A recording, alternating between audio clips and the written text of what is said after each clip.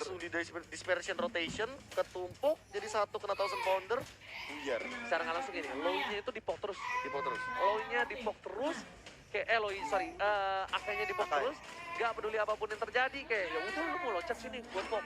Nah kan Kagura di pick. Gue low sih be, tetep. bukan maksudnya Kagura Jauhead, kombonya Gifam. Iya, kalau ini Luoi ini oke banget malah.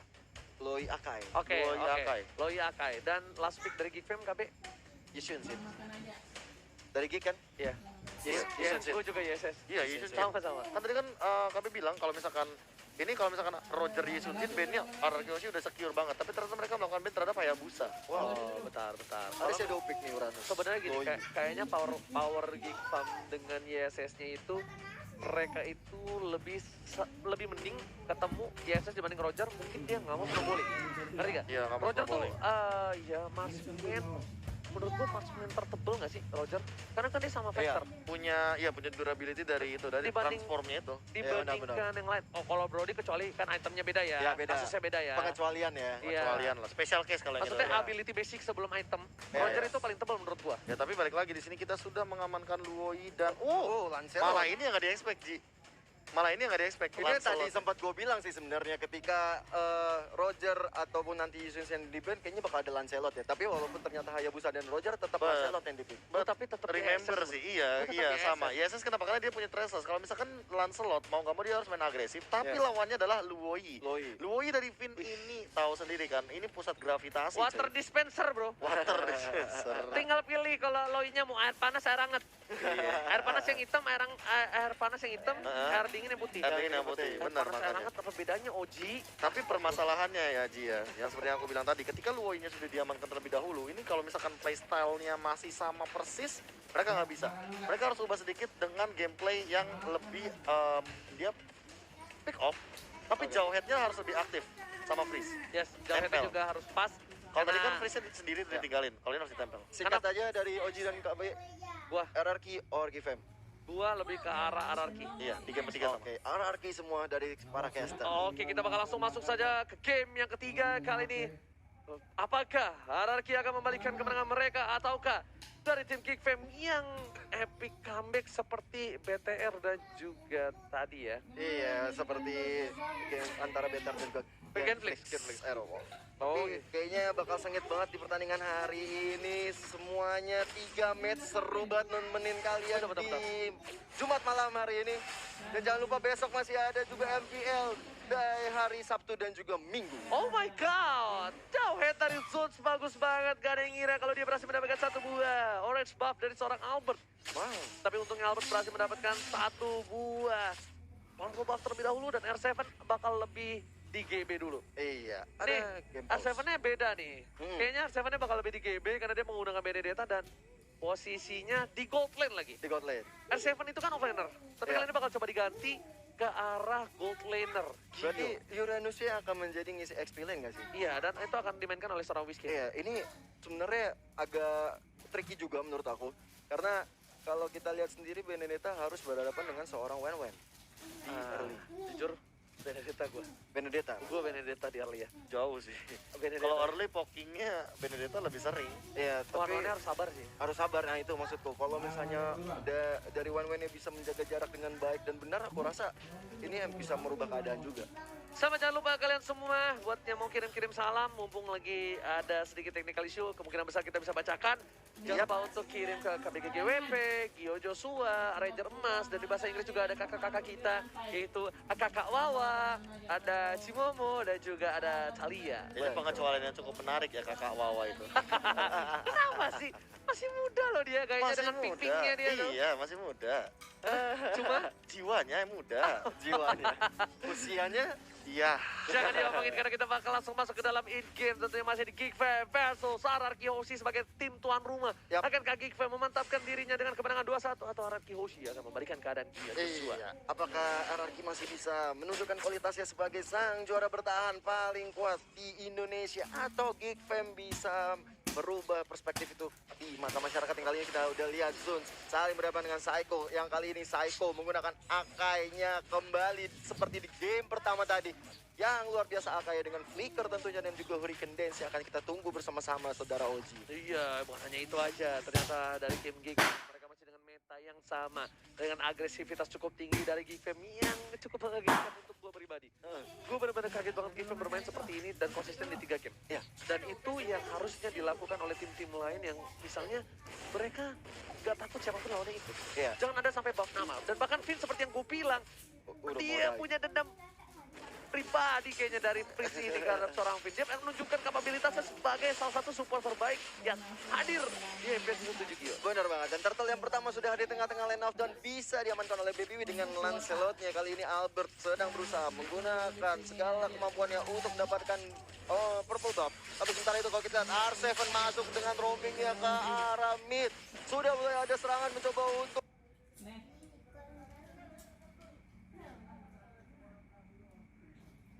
melakukan Hurricane Dash, tapi ternyata belum mendapatkan timingnya dan ternyata First Blood diamankan oleh seorang Kagura Breeze. Yes, first ball didapatkan karena sudah di counter oleh seorang Psycho. Psycho kali ini juga masih level 3, belum punya Hurricane Dance. Mungkin punya Hurricane Dance kali dia akan sedikit aman ya. Ya, Dia nggak bakal terburu-buru kayak ini. benar-benar. Kalau misalnya tadi udah punya Hurricane Dance mungkin akan berbeda kasusnya. Dan kalau kita lihat sekarang Baby sepertinya sudah mengamankan dirinya ke arah orange buff dan kali ini dari segi item. Dari Cloud-nya sendiri sudah ada Nipple Blade dan coba mengarah ke Demon Hunter Sword dengan ada Benedetta juga dengan Warrior Boots-nya dan segera mengarah ke arah Bloodlust. Seperti itu juga dari Bloodlust emang early seperti ini emang cukup lumayan memberikan perlawanan. Ada Blazing Blade yang Oh dikeluarkan my oleh god, seorang Blazing Albert. Blade-nya nggak berhasil mendapatkan para seorang Prince, tapi dilempar ke belakang dan Albertnya berhasil ditumpangkan. Malah kerugian yang cukup banyak untuk hierarki. Oh si Gio. Iya, Hurricane Dance ya tuh barusan. Di saat ini Albert lagi-lagi terpick off di early game. Satu terpick off, ingat jungler agak sedikit lama dari seorang Albert. Mungkin untuk farming seperti di game yang sebelumnya. Benedetta untuk ke final ball ke arah belakang. Ada maka menjadi pilihan kali ini. Ada Baby Penta Magic ke arah belakang. Dan coba untuk mendapatkan Psycho akan menjadi pilihan. Gak peduli apapun yang terjadi. Ternyata game berubah haluan. Mungkin tadi Finn, sekarang Psycho. Itu dia, Psycho karena dengan Akai-nya di match pertama tadi, di game pertama emang menjadi bulan-bulanan, bukan menjadi bulan-bulanan, menjadi momok bagi tim Geek Fam. Dan kali ini benar-benar menjadi orang yang harus di-lock banget bantu. Kita lihat benar, Psycho selalu menjadi target. Udah dari gue Geek Fam. bilang, kali ini ganti targetnya. Iya, Finn sudah nggak peduli lagi ke arah Finn, tapi lebih memilih ke arah Psycho. Pisiko bakal menjadi benar-benar bulan-bulanan karena di game yang pertama dia luar biasa dengan seorang Akai-nya. Babi ya, lebih sabar terlebih dahulu. Kali ini Babi juga retribusinya ada. Oke, retribusinya ada. Dan nggak mungkin untuk dicolong oleh seorang Albert yang berada di posisi bottom lane. Dan Albert kemungkinan besar bakal coba untuk mencolong purple buff Finn, mengganggu pergerakan hero top lane.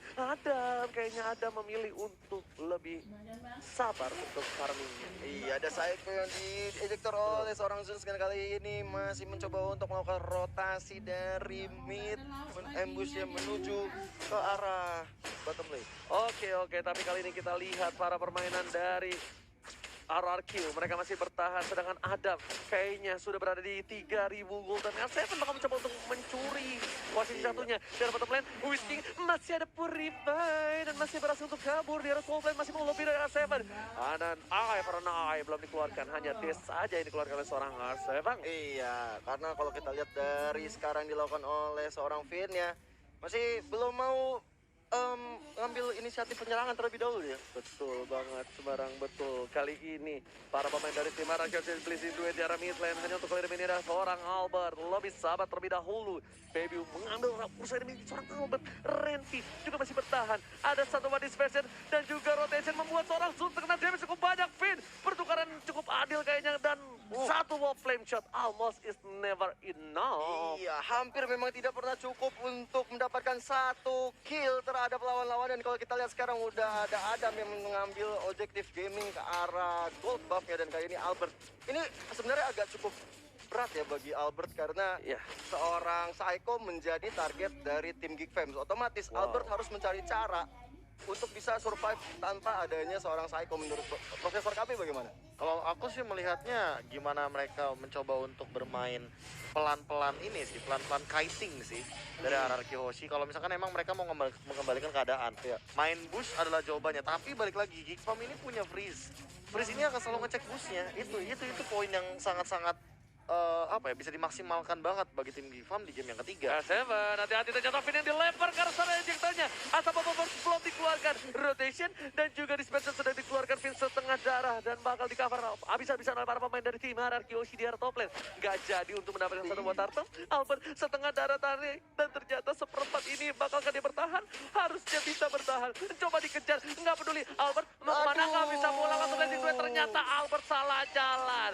Nggak boleh pulang, maunya digoyang. Nggak boleh pulang dan ternyata Weekend Dance gak berhasil mendapatkan seorang Adam. Langsung ada crossbow ke arah belakang. Mencoba di cover tapi sepertinya Adam harus ditumpahkan.